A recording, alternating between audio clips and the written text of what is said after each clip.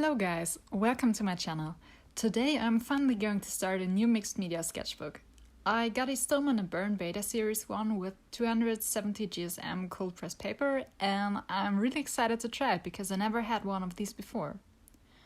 I will use it mainly for watercolor and gouache painting, so classical wet media, and the sketchbook I had before was also said to be a watercolor or mixed media sketchbook, but as soon as you used just a little bit more water, like when painting a gradient sky or so, the paper immediately started buckling, which was quite annoying. If you've seen my sketchbook tour, you'll know what I mean. There were lots of artworks on buckled pages. In case you haven't watched it, the link is down in the description box. So that's why I went for a sketchbook with super thick pages this time. And speaking of pages, the first page of a sketchbook is a pain for most people because they are scared to ruin it with an ugly artwork. In my case, I'm not scared of painting or drawing an ugly artwork. My problem is that I usually can't choose what I want to draw or paint. I don't know what's different this time, but when the sketchbook arrived and I was holding it in my hands, I just knew what I wanted to do. I'm a huge Harry Potter nerd, and one of my favorite sceneries in the movies as well as in the books is the Burrow. Even though Mr. and Mrs. Weasley don't have much money, they have created a wonderful home for their family in my opinion. And every time I watch the movies and there are scenes from the Burrow, I just feel at home.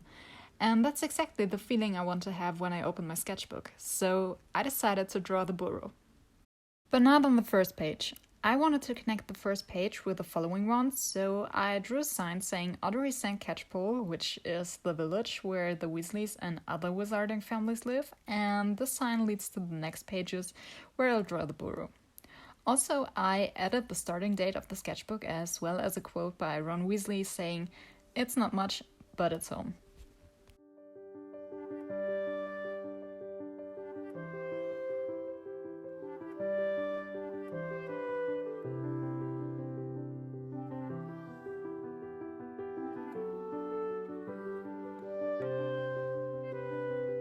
After finishing the first page, I thought that the left side looked too empty, and I realized that I hadn't included the number of the sketchbook anywhere, so I wanted to make something where I could include it. I didn't know how well the back of the cover would handle watercolors, so I decided not to use watercolors and instead draw something. And when thinking about numbers in Harry Potter context, the undesirable number 1 poster came to my mind, and I thought this was perfect. It's not undesirable number 1, but sketchbook number 7 instead. Actually, I wanted to draw directly on the back of the cover, but then I remembered that I have some tanned paper that I could use as parchment, so I made a little poster that I could paste into my sketchbook. To be honest, this is the first time of me using tanned paper. I got it a while ago, but never used it. However, it was really fun to work with, and it seems great for sketching. I would love to make some colored pencil drawings on this paper, but it's rather thin, so I'm not sure how well it would handle lots of layers, but we will see.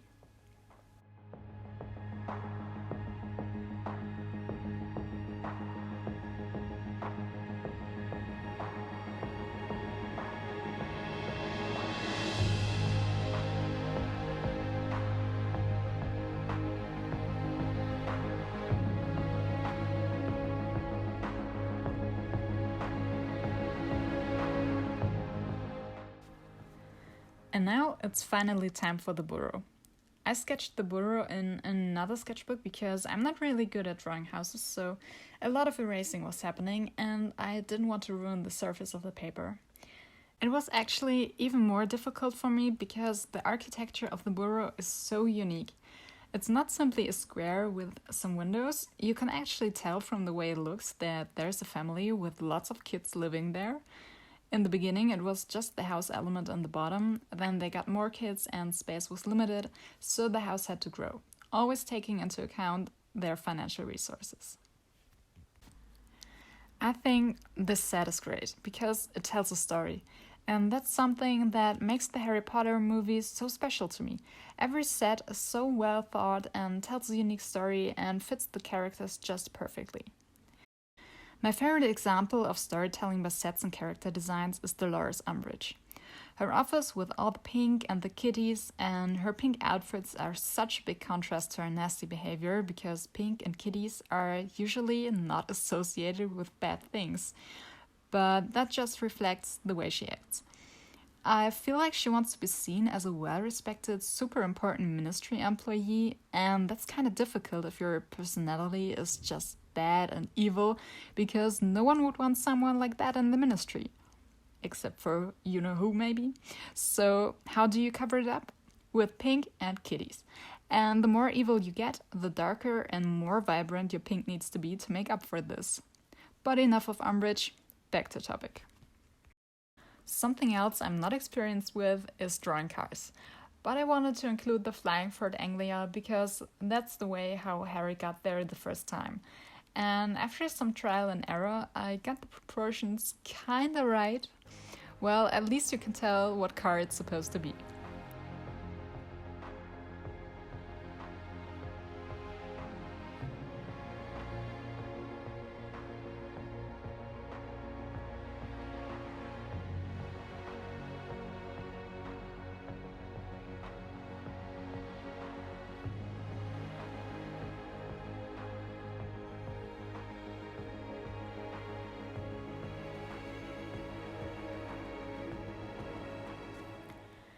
My favorite part of the process was the coloring, as always.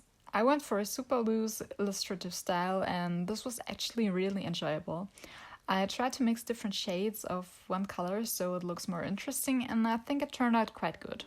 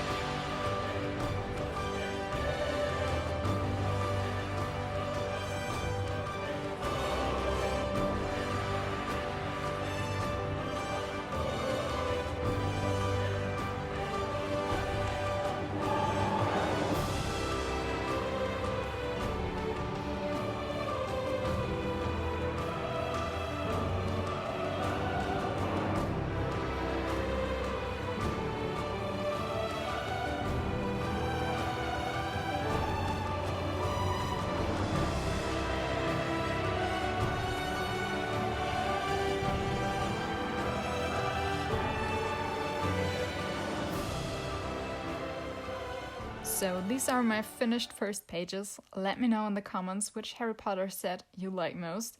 I hope you enjoyed this video. If you liked it, please give it a thumbs up and subscribe to my channel. Thanks for watching and see you next time. Bye!